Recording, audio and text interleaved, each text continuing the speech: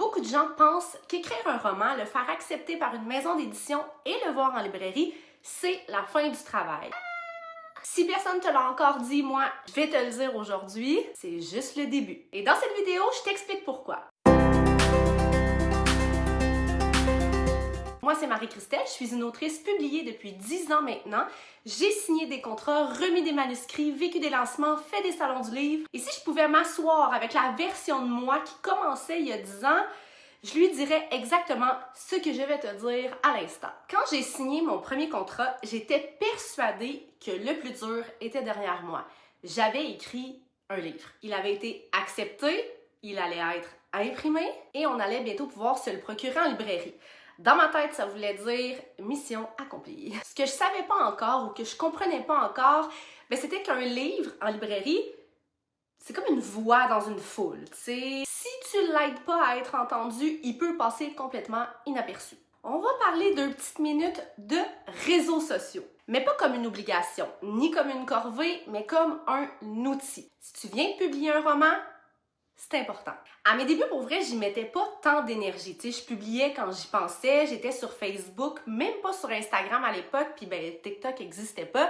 Vraiment, je publiais quand j'y pensais. Je réfléchissais pas vraiment à ma position, à ce que je voulais montrer aux gens. Aujourd'hui, j'ai compris que c'est une vitrine gratuite. Tu peux décider de ne pas l'utiliser, cette vitrine-là, mais si tu l'utilises intelligemment, ça peut changer la trajectoire de ton livre, je te l'assure. Moi, je te parle de développer concrètement, de trouver ton style. Ça veut pas dire de devenir quelqu'un d'autre, vraiment, absolument pas. En fait, ce que ça veut dire, c'est de te demander comment je suis confortable de me présenter aux gens. Si t'aimes pas la caméra, si t'aimes pas faire du facecam, c'est tellement correct. Tu peux écrire, on s'entend que c'est une de tes plus grandes forces. Raconter les coulisses, expliquer pourquoi tu as écrit ce roman-là en particulier, partager une phrase que tu as pris dans un de tes romans, partager des citations, écrire des beaux textes sur ce que tu ressentis. Tu es une autrice ou un auteur, ton outil principal, c'est les mots, utilise-les. Si tu es une personne plus visuelle, fais des photos, mets ton livre en scène, crée une ambiance. Par exemple, si ton roman est un roman automnal, montre-le dans les feuilles avec une petite bougie, par exemple. Vas-y vraiment avec ce que tu es à l'aise. Si tu es à l'aise en vidéo, parle directement aux gens. Sois humaine. Aujourd'hui, les gens, les lecteurs, achètent pas seulement une histoire, ils investissent dans une personne. Ça peut être confrontant d'entendre ça, mais moi, c'est ce que j'ai réalisé avec le temps. Un exemple bien concret. Quand ce roman-là est sorti, j'aurais pu juste espérer que les lectrices de romance le trouvent en librairie, mais je me suis arrêtée 2 secondes, je me suis posé la question, à qui il parle vraiment? Aux amateurs, aux amatrices de romance, oui. Mais ce roman-là parle d'automne, d'Halloween, de reconstruction, de cancer du sein. J'ai donc cherché des créateurs, créatrices de contenu qui aiment l'automne, qui décorent, des gens qui parlent de saison. Pas juste des blogueurs et des blogueuses littéraires, des gens qui trippent automne, Halloween, etc. Parce qu'un roman ne parle pas seulement à un genre, il parle à des sensibilités. Ensuite de ça, je te parle d'un point que je connais pas tant que ça, pas en profondeur, mais je sais que c'est quand même un plus-value quand t'es auteur-autrice, une infolettre. C'est quelque chose que j'aurais aimé, en fait, faire, mais je suis pas assez familière. J'ai, par exemple, des gens dans mon entourage qui utilisent l'infolettre et ça fonctionne super bien. Sur les réseaux sociaux, l'algorithme décide. Sur une infolettre, c'est toi qui écris directement aux gens. Ça peut parfois être un petit peu plus intime. Je me répète, je suis pas la plus experte dans ce domaine-là de l'infolettre, mais plusieurs de mes collègues ont construit des lancements incroyables grâce à ça. Les séances de signature en librairie. Oui, parfois c'est intimidant. Oui, parfois il y a personne qui s'arrête. Mais être physiquement présente, pour vrai, c'est marquer les esprits. Puis si tu sais pas comment ça fonctionne, pose pose la question à ta maison d'édition. Ils peuvent organiser des séances de signature en librairie.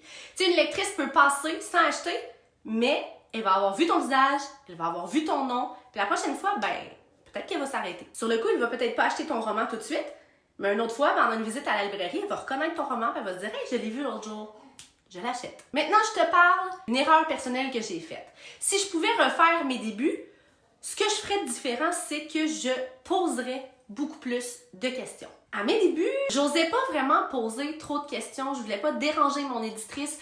Je voulais pas avoir l'air insistante. Je voulais surtout pas être la nouvelle fatigante, là. Ce qui fait que, je gardais mes questions pour moi. Je me demandais, est-ce que c'est normal que ça prenne autant de temps, telle affaire? Est-ce que je peux proposer ça? Est-ce que je dois proposer une autre idée de roman avant d'avoir terminé celui-là? Comment ça fonctionne? Est-ce que j'ai le droit de demander ceci, cela? Et comme je posais pas de questions, je faisais de l'anxiété toute seule, dans mon coin. Je m'inventais des scénarios, je doutais, je me mettais de la pression. Je m'en mets encore aujourd'hui, oui, mais c'est différent. L'anxiété toute seule dans ton coin alors que la solution est souvent bien simple, là. Envoyer un courriel, c'est comme un peu niaiseux. Aussi, ce que je suggère, c'est d'aller dans des lancements, rencontrer des auteurs, observer comment ça se passe. Plus tu comprends le milieu, moins tu en as peur et plus tu te sens légitime. Et là, on passe à ta communauté locale. Une autre chose vraiment extrêmement importante, je trouve, et qu'on oublie souvent, on a tendance à vouloir viser grand, tu sais, les grandes plateformes, les grandes villes. Mais des fois, ce qui est le plus puissant, c'est juste autour de toi. Écris à ta ville, écris à ton hôtel de ville, écris au service des communications. Dis-leur, j'ai un roman qui sort bientôt, je suis une autrice de la région, voici mon roman, voici qui je suis. Souvent, ils vont être tellement fiers de partager ça, tu vas peut-être même te récolter une entrevue. Avec ça, vient nécessairement de contacter les journaux locaux, les hebdos régionaux. Souvent, ta maison d'édition va s'en occuper, fait qu'il faut que tu lui dises d'où tu viens, quels journaux contacter. Parfois, c'est à toi de proposer l'idée. En fait, parle-en, pose la question, encore là, ça revient à la communication, juste, est-ce que vous avez pensé à rejoindre les médias locaux parce que c'est super important. Les gens, là, pour vrai, aiment encourager quelqu'un de chez eux. Quand une lectrice voit autrice de la région publier un nouveau roman, ça crée un lien immédiat. Ils se disent, c'est pas juste un livre, là, c'est une des nôtres. Et ça, je le répète, c'est puissant. Et on passe aux bibliothèques. On les oublie souvent, hein? C'est vraiment une honte pour vrai. Parce que pourtant, elles sont partout, les bibliothèques. N'hésite pas à proposer une rencontre, une discussion, une conférence. Souvent, ces événements-là, en plus, sont rémunérés. T'sais. Pour être sûr de bien gérer ça, tu peux te référer aux grilles de l'UNEC pour connaître les tarifs recommandés selon ce que tu proposes. Éventuellement, dans une autre vidéo, je vais en parler un peu plus en détail, mais il y a aussi le droit du prêt public, parce que là, je viens de parler des bibliothèques. Quand ton livre est disponible en bibliothèque, tu peux recevoir une compensation annuelle. Je ne m'étendrai pas sur le sujet aujourd'hui parce que je vais vraiment en faire une autre vidéo, mais ce sont des choses qu'on ne nous explique pas toujours au début et qui c'est vraiment important à savoir. Parce que ça fait partie de la réalité du métier. J'ai déjà dit, je le répète, mais il n'y a pas de guide de la nouvelle autrice ou du nouvel auteur quand tu arrives dans le milieu. Ce serait quand même le fun que ça existe. Alors voilà ce que j'aurais aimé comprendre, savoir plus tôt dans ma carrière.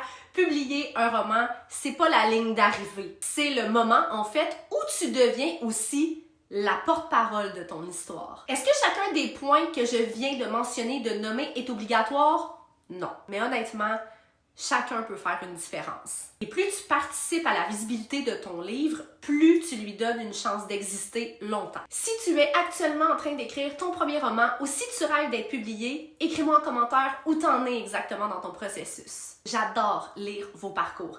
Et si tu veux que je fasse une vidéo complète sur les différentes sources de revenus quand on est autrice, les conférences, le DPP, les bibliothèques, tout ça, dis-le moi aussi en commentaire. Et aussi, bien sûr, si tu aimes ce genre de contenu sur les coulisses du métier d'autrice, pense à t'abonner.